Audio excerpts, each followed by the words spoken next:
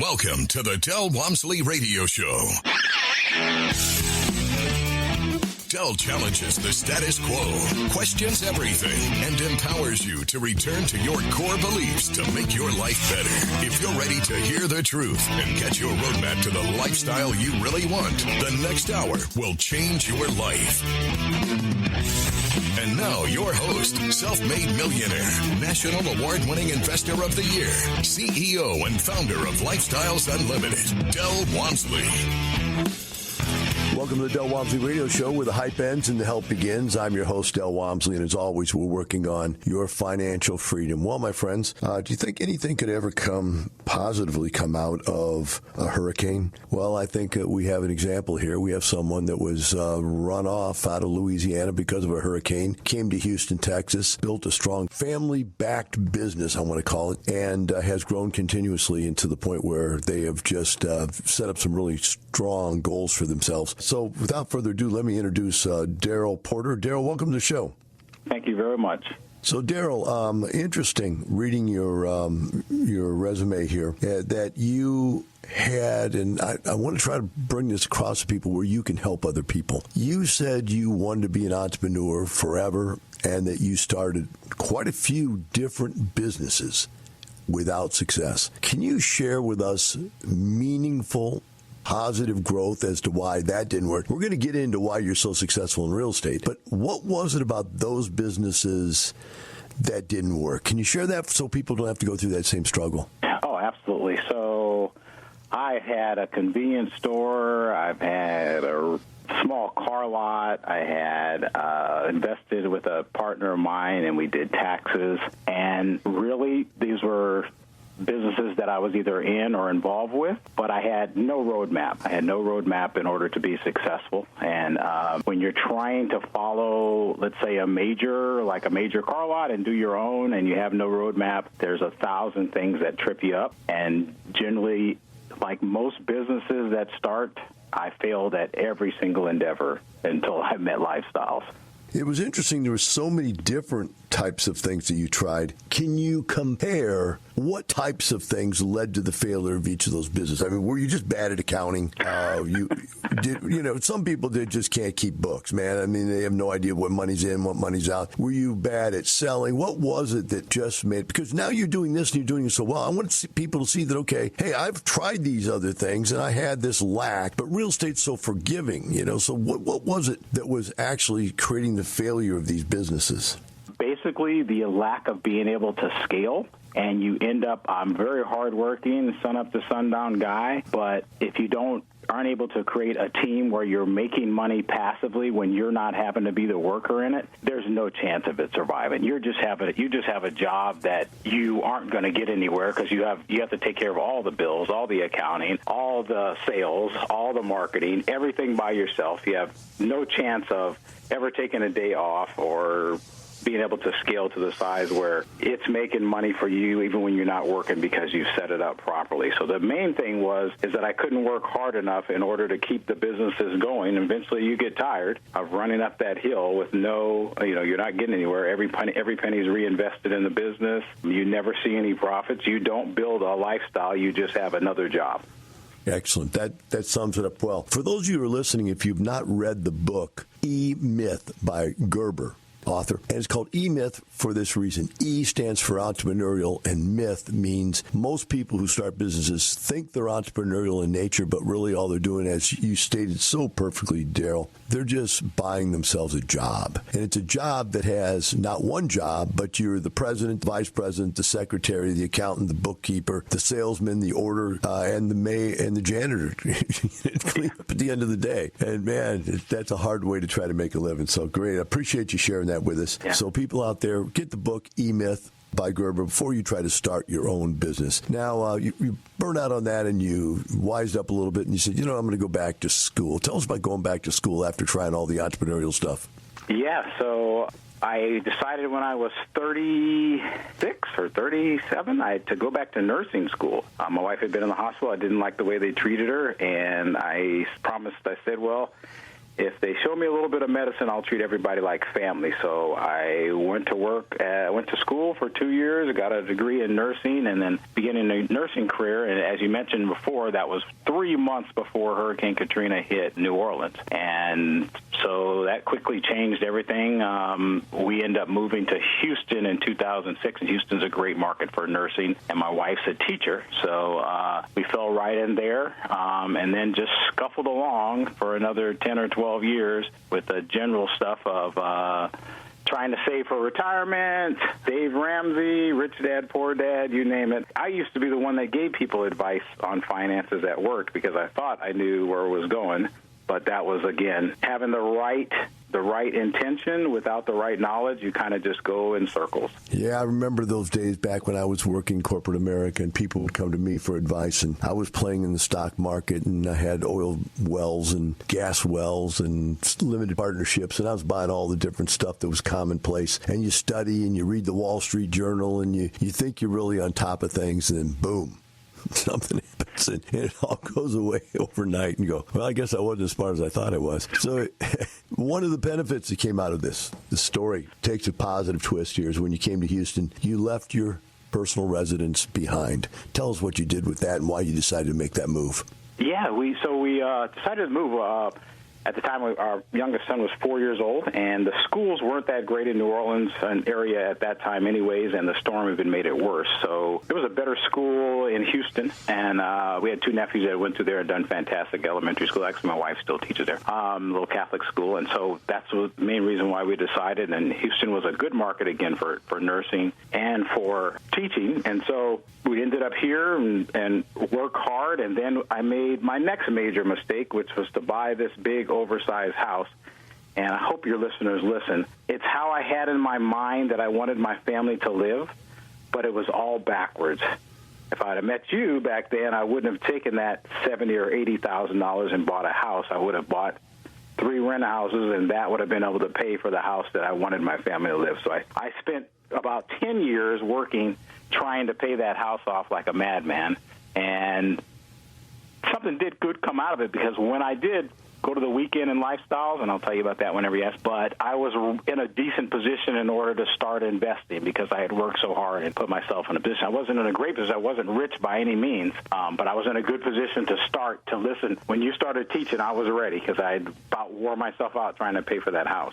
Yeah, I always remember my dad's advice about houses. He said, Dell, it's not what it costs to buy them, it's what it costs to maintain them. I'll tell you what, now that you got that big old house again, you went back up to a large home, you got to be able to feel my pain that just keeping these things alive. It's a lot of work, a lot of money. And, of course, if you got to spend the money on the payments and the tax, you take away that money that comes in every month could be your growth, right? Your ability to grow your portfolio and so forth. So you're right. A lot of people, we had a term for it when I was growing up. It was called house poor. Have you ever heard that term? Yeah, that was me. So we had house poor, and we had Dave Ramsey trying to pay that house off, which makes you even house poorer, if that is such a word. And, you worked your way through that, though, but you got out of it. So we're going to take that as a positive. Like you said, you got to the point where you realized that was the wrong way to go. But now we've got just 30 seconds left here, so I'm going to give you a heads up. When we come back, I want to talk about how you heard about us and your friend, what they did, and how that inspired you to go try to do something. And then we'll go into what you learned and what you did from that point forward. So we're going to take a short break here. If you want to call up and ask a question of Darrell, then just call 866-582-9933. We'll be right back with Darrell Porter and the Del Walmsley Radio Show.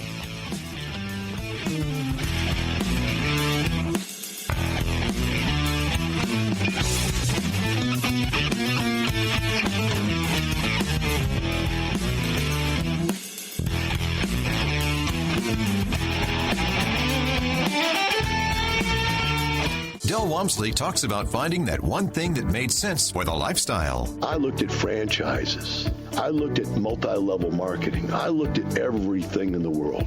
But nothing made as much sense as buying one simple little rental property. Real estate is your best option. Real estate makes sense. Lifestyles Unlimited will teach you how to buy your first rental property. Join our live online free workshop to find out more. Register at lifestylesunlimitedworkshop.com.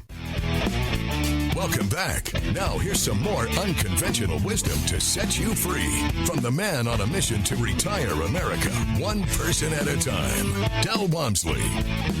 Welcome back to Del Walmsley Radio Show. With me here today is Darrell Porter out of Houston, Texas. And Darrell is a transplant from Louisiana, but when he came over here, he kept his personal residence in Louisiana and became a nurse here. His wife's a teacher, so they're a very successful family. But somewhere along the line, Darrell, like you said, since you were a younger kid, you just had that inclination to want to do something different. So how did you run into Lifestyles Unlimited? Yeah, so I actually heard one of your advertising on the radio, and I kept hearing it. And a nurse friend of mine came in and she said, I'm going to buy a house.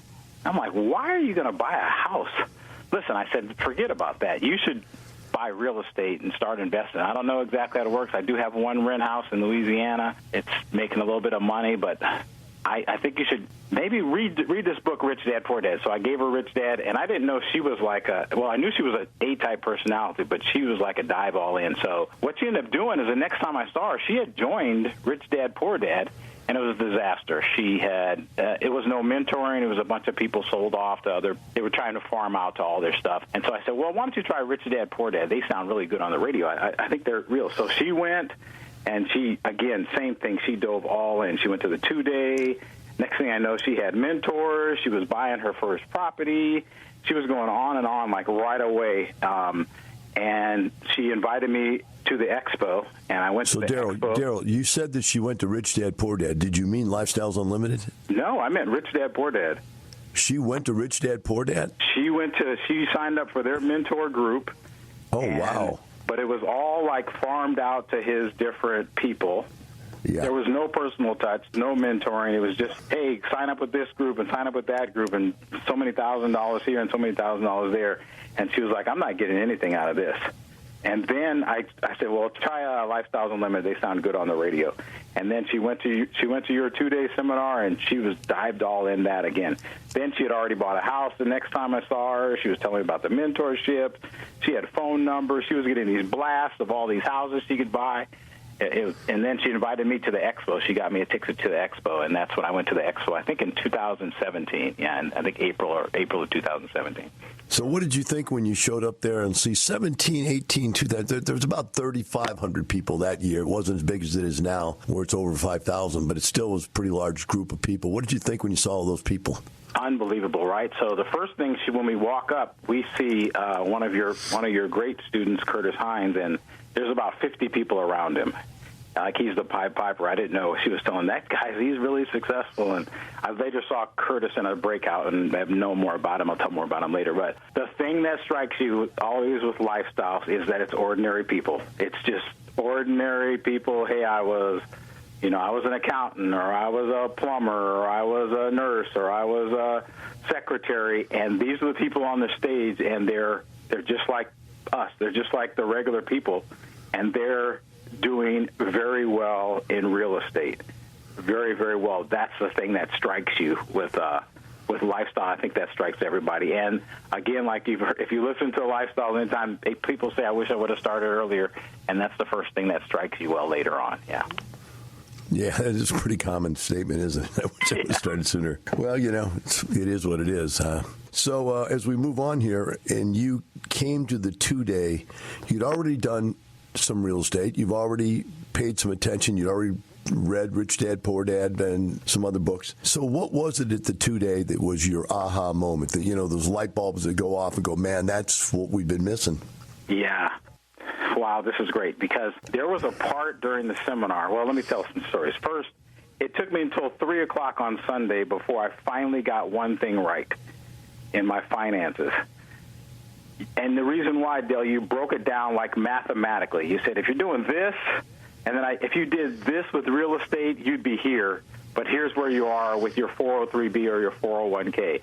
If you own a house and you're spending this, and this, if you took some of that money and invested in real estate, and you really broke it down mathematically to where the A and the B, where you couldn't really argue with, you didn't say we were stupid, but you said what we were doing was stupid. And so that was one. But the biggest aha moment for me was there was a thing you were showing on day 2 where one of your members was going to buy an apartment complex, and you drew on the chalkboard. You drew. We own 7 of 15 of these apartments. Lifestyle members own it. So don't you think we know the rehab, and don't you think we know the cost, and don't you think you know the rent? The game was totally rigged because of you guys' knowledge of how the game worked. And I was like, they already know the outcome of this property before they ever buy it, so they can advise so well. If I can get to that point, then it's not a risk to do real estate. It was a totally rigged game, but not in a sense of like illegal. It was a rigged game because of your knowledge of the business. That was my aha moment. You know, it's funny because that's not even, well, it is actually in there. I do teach that when I show all the different real estate we own locally and so forth. But the reality is that you took that one step further. You said, there's the advantage there. So how do I now go create the advantage? Explain to people how you figured out in your mind how you're going to create that advantage for you. Right. So what I did even before I told Allie this, before I met you, before that, I was studying the Laplace market, this little market in Louisiana, where my first house was.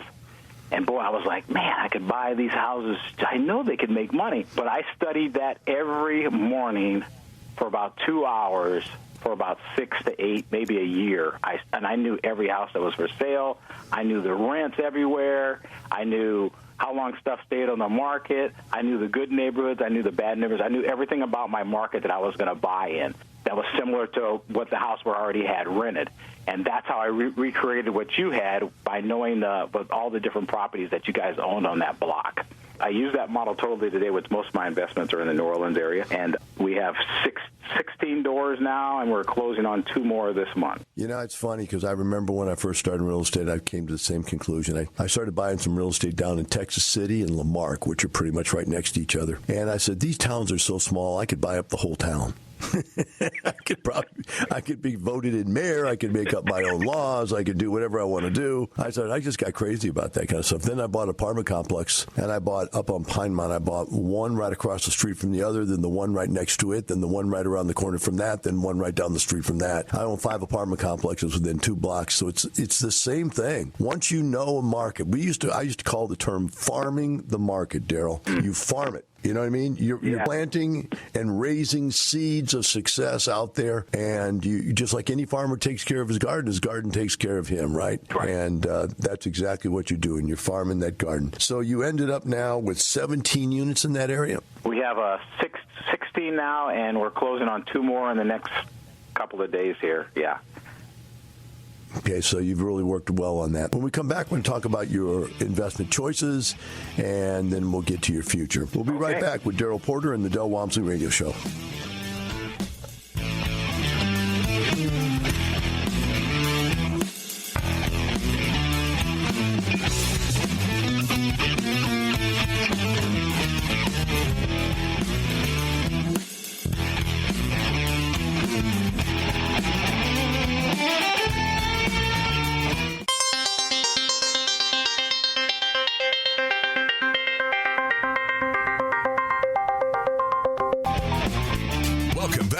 Now, here's some more unconventional wisdom to set you free from the man on a mission to retire America, one person at a time, Del Walmsley.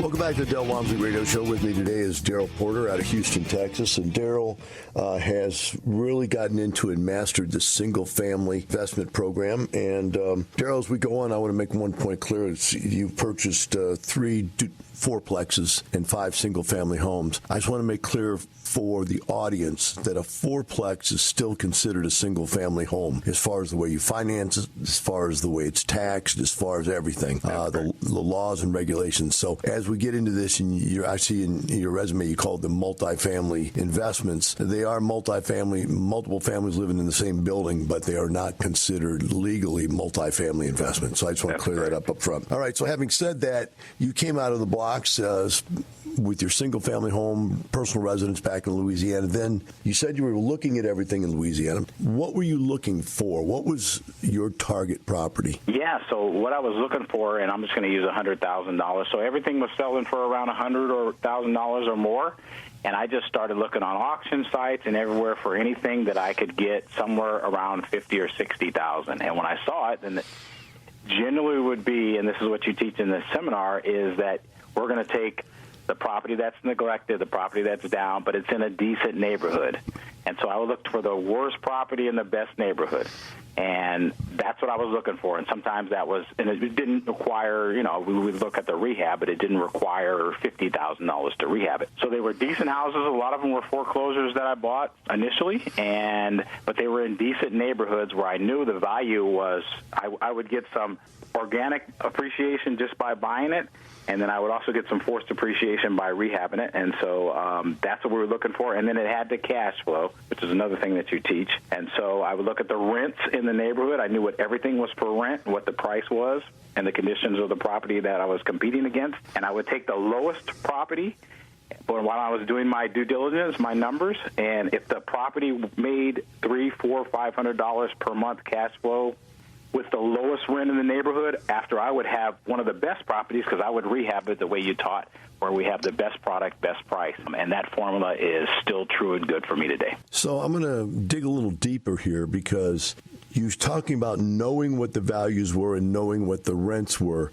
Were you literally looking this up in like a software program called Quest, which is the one I put out there that allows you to find out what the actual value is and what the actual rents are? Or are you just pounding the streets for information, or were you going to real estate agents? Where were you getting your data to know that your purchases were what you thought they were? Yeah, great question. I've used Quest a little bit, but not in this neighborhood. I used Realtors.com and Zillow, and looked up everything again for months and months along the line. And after a while, you get to know everything, so you don't have to do it as much. But basically, Zillow and Realtors.com was where I was getting the information. And Realtors.com, Google Maps has this great thing where you can walk the neighborhood without actually being there. Because I'm from New Orleans. We in Houston is 300 miles, 5 hours, 6 hours away. And so I walk the neighborhood, and that will allow you to walk the neighborhood back in, I think, 2009, 2013, 2017. So you can see the progress of the neighborhood. You can see the cars. You can see if there's burglar bars. You can get a good sense of what the neighborhood's doing because of that application. And then, again, I just researched what in the small town what the rents were, so I knew what I was going to have to be able to charge in order to be competitive. And you don't want to lie to yourself when you're doing these numbers. You want to know what the taxes are. You want to know what the insurance is. You want to know you want to take out some for maintenance. Yeah, because if you lie to yourself, you're just fooling yourself. And then what's left after the mortgage, insurance, maintenance, vacancies, then you have what your cash flow is every month. And I knew what the rents were going to be when I was going to have a great piece of property when I finished it. And another addition is, since I was doing it from a long distance, you had taught us, make sure you fix the stuff that runs people out of being property owners. Is the toilet's breaking, and this is breaking, this is leaking. And we fixed everything up to the proper standards to where the people are going to have a very nice place to stay. And they weren't going to be calling us for small stuff because we had new appliances, we had new countertops. And when we bid the properties, we made sure we allotted for that rehab inside of the price. So you followed the best product, best price type approach. What kind of price range were these houses? You said $100,000. What year built were they, and what kind of prices were you paying for these things? Yeah, so these were mostly built in 83 or 84, and my price range has been, I purchased one for as low as $46,900, and most expensive single-family house was $85,000. It sounds just like the same stuff I was buying 30 years ago. So you must have found a time capsule. That little town has been sitting there in the time capsule for 20 years, and it's still the same prices, and it's still the same houses. What kind of size were these houses, just out of curiosity, just an average type house? Yeah, about 1,000 to 1,200 square feet. Boy, that is exactly the same stuff I was buying. That is amazing. So what jumped you up to fourplexes? So again, one of your things is day 2 is about getting into multiplication. So I haven't yet been able to step up into a big units, but that's coming. But we were able to find a fourplex, again, on a decent block with 7 or 8 other fourplexes, and this was the one that was run down, and the landlord was tired of running it. And we were able to buy it at a very good price, $40,000 a door, and the rehab was going to be $10,000 a door. And I didn't have the money to do all that, but I knew over a year I'd be able to rehab it. And when I bought them, that's when I met my first purple people in there. So we had to get rid of them and rehab the apartment, and now it's a very nice complex, doing very well. Yeah, that's it's something you eventually find that's out there, and you've got to learn to deal with it. And so it's just part of the business. But you were trained before you went in there, so I'm sure you had no problem being able to deal with it. Yeah.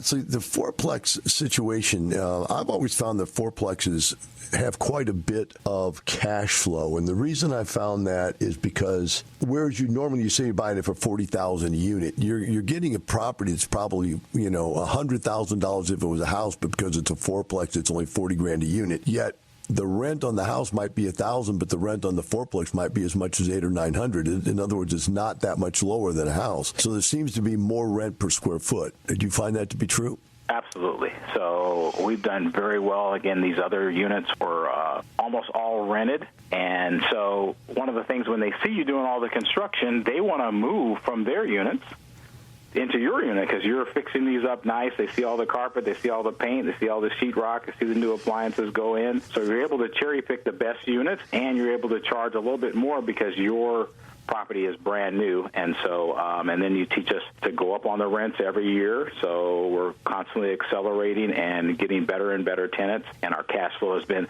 I've never made a mortgage payment on any of the properties that I purchased. I've always had the tenants in them renting within the first 30 to 60 days or whenever my first payment is due. So I've never yet, in my experience, had to make a mortgage payment, and people won't believe that, but that's the truth. Darrell, do you remember in the 2-day when I said I want you to go to the back of the book?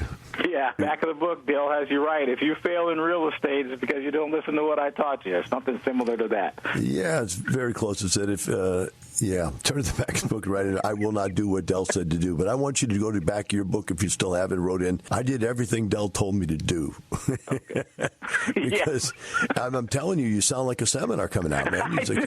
It's true. It's so true. The training was unbelievable. And that's what I wrote to you in that email about a month ago when you contacted me, is that I took that 2 days. I took it to heart. Me and my wife went. We wrote down the stuff. We followed the book. We didn't try to make up new rules about it. And one of the great things about Lifestyles is most of the people who've made it like you, when they talk to you, whether they know it or not, they're not talking at a level of a person who's just starting. They're talking like, oh, you've got millions of dollars and you can do all this, and why aren't you like me, where your program met us right where we were at. We were basically novices, but you have a game plan that walked us through, and I can't thank you enough. I really can't thank you enough because it took us to where we've been able to establish all this cash flow enough. My wife is a teacher, so she's naturally concerned about the virus, going back to teach, and I told her just the other day, if you need to quit, we're fine. Yeah. I don't need any of your money coming from that job. We can quit. We're going to go to break. We'll be right back with Darrell Porter and the Del Walmsley Radio Show.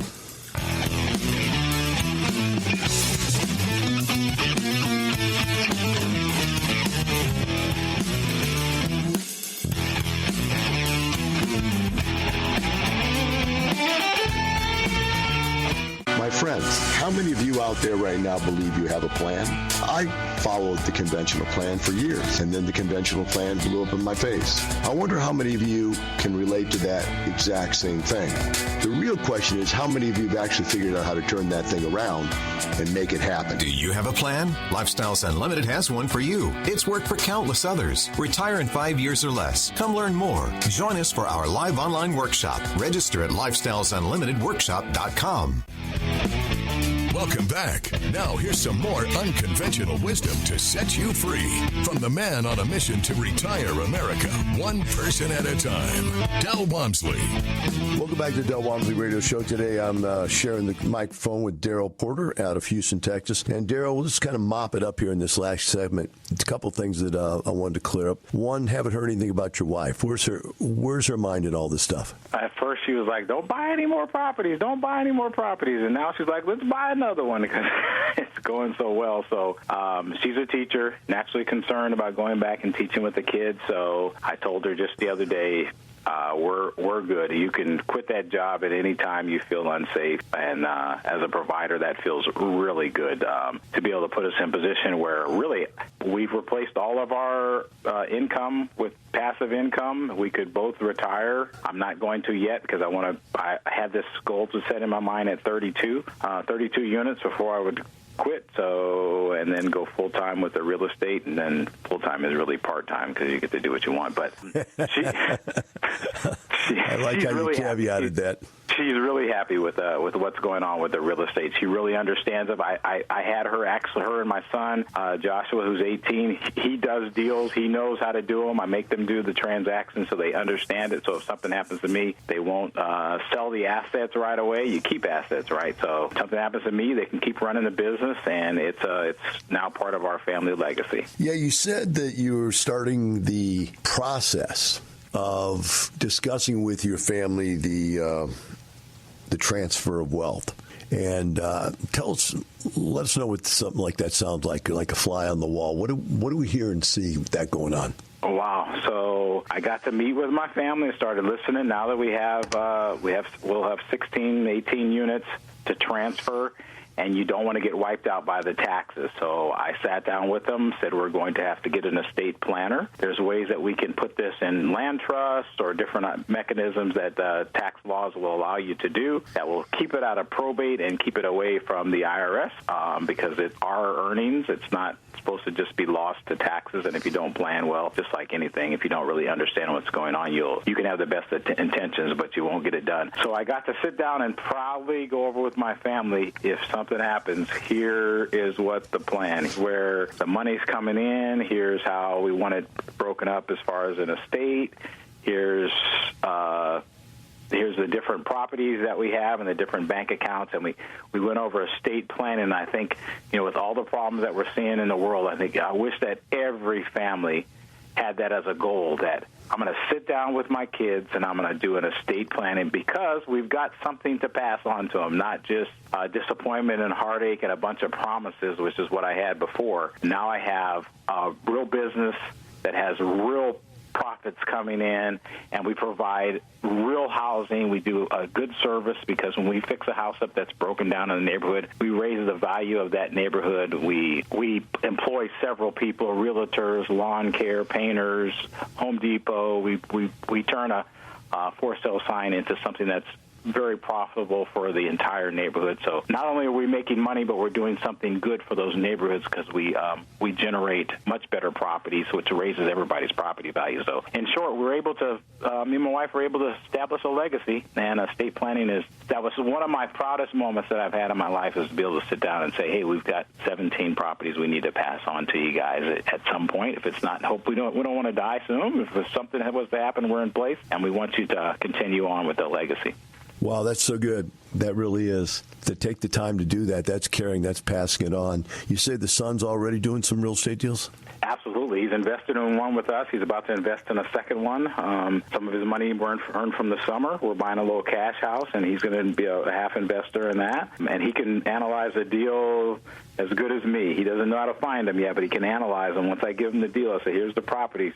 Analyze it, see if it's a good deal, and he can break it down and analyze it. He does a lot of the accounting. He's much better on the computer with me. So yeah, he's totally involved with the business.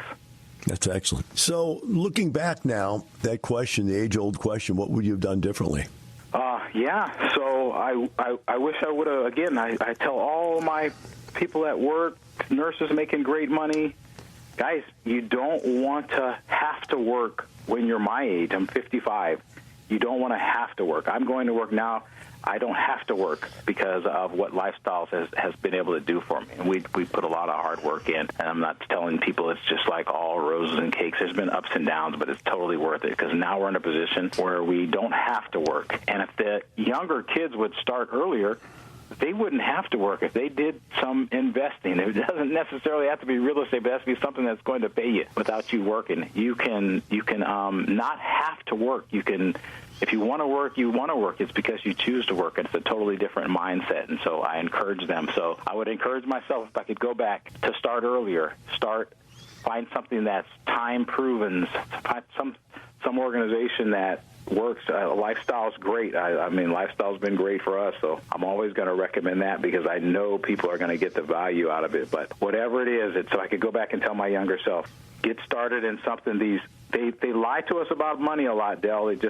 We're all twisted up. It's all for, having a paid-off property is great for the bank. What good does it do you? There's a part in the seminar that you did where you had us calculate how much money we were getting passively from our net worth, and mine was like, I don't know, less than 1%. It was pathetic, but it's like really a slap in the face, and I would just tell myself, learn how money really works, and don't listen to the masses, because the masses are going to be dead or dead broke by the time they're 70, so... That's an interesting point you made, though, that even though I think yours was only 2%, it was still better than most people. Most people's less than 1%. And you were very excited and happy to say, I own one rental property. That's why mine's better than less than 1%. Right? So, and the other point I made, which I think is very important for you and the rest of them to understand, is that 2% is 100% better than 1%. And so it really was a great accomplishment. Thank you for coming on the show today and sharing with us. We really appreciate it, and keep up the good work. I can't wait to hear your story when you have those 32 units and you elect to give up your nursing career. For the rest of you out there, remember this. Darrell, myself, and everybody else, we're not doing this for the money. We're doing it for the lifestyle. See you tomorrow. The Lifestyles Unlimited Real Estate Investor Radio Show is for entertainment purposes only. Please consult a professional regarding your personal investment needs. Nothing presented on the Lifestyles Unlimited Real Estate Investor Radio Show constitutes an endorsement, recommendation, offer, or solicitation to buy or sell any product or security.